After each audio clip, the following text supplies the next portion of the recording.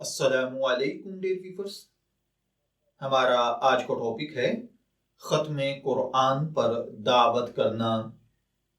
ہمارے معاشرے میں یہ ایک عام روایت بلکہ مزاج بلکہ یوں کہیے کہ ایک رواج بن چکا ہے کہ جب کوئی بچہ قرآن پاک ختم کرتا ہے تو اس کی باقاعدہ آمین کرائی جاتی ہے، جس میں رشتہ داروں کو کھانا کھلایا جاتا ہے اور ختم کروانے والے کو تحفتاً کچھ دیا جاتا ہے۔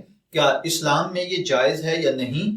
کیونکہ اس سے ریاکاری کا پہلو بھی نکل رہا ہے۔ تو دیکھیے بھائیوں اور بہنوں، یاد رکھیے ختم قرآن کی خوشی میں کھانا کھلانا، اس میں کوئی حرج نہیں ہے۔ حضرت عمر رضی اللہ تعالی عنہ نے جب سورہ بقرہ ختم کی تھی تو اونٹ ذبح کیا تھا۔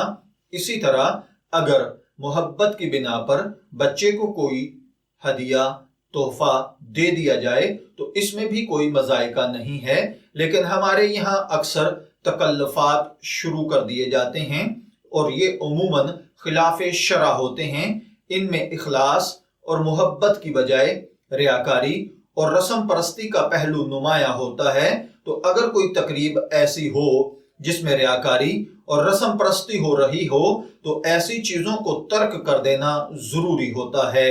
میں دعا گو ہوں اللہ تعالی ہمیں ان باتوں کو سمجھ کر ان کے مطابق عمل کرنے کی توفیق عطا فرمائے۔ شبی رحمت کو اجازت دیجیے، پھر حاضر ہوں گے کسی نئے ٹاپک کے ساتھ۔ تب تک کے لیے اللہ حافظ۔